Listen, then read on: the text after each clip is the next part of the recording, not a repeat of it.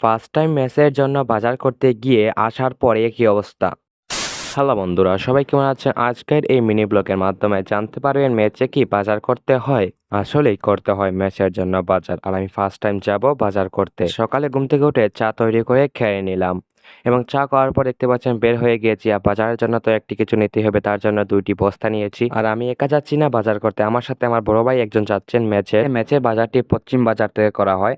আর আমাদের মেচের থেকে এটা অনেক দূরে, তাই আমাদের গাড়ি করে যেতে হয়। গাড়ি থেকে নামার পর চলে যাচ্ছি মাছ বাজারে, কারণ আমরা প্রথমে মাছ কিনবো। তো মাছের বাজারে আসার পর মাছ টাছ দেখলাম, অনেক ভালো সুন্দর সুন্দর মাছ রয়েছে এবং আমাদের জন্য মাছ কিনে নিলাম এবং টাকা পেমেন্ট করে নিলাম। তারপর চলে আসলাম আমাদের ভুসিমালের দোকানে, যেটা আমাদের সিলেটি ভাষায় বলা হয়, এবং এখান থেকে মশলা, পেঁয়াজ এবং রসুন টসুন নেব। যে জিনিসগুলো নেব তা কিন্তু লিস্টে লেখা আছে, এগুলো দোকানদারদের দেওয়া হয়ে গিয়েছে। এরপর চলে আসলাম সবজি বাজারে, বাট আজকের সবজিগুলো অনেক কম, কি থেকে কি নেব। এখানে তো বসে থাকলে হবে না, নিতে তো হবে। আমরা কিন্তু প্রথমে আলু, তারপর বাঁধাকপি, তারপর টমেটো, তারপর মরিচ এবং সর্বশেষ বাকর পাতা নিয়েছি। আর নেওয়ার পর বস্তাটা কিন্তু সম্পূর্ণ ভরে গিয়েছে। সকালে কিছু না খাওয়ায় আমরা বাজার করতে করতে পেটে কিন্তু ইঁদুর দৌড়াচ্ছে।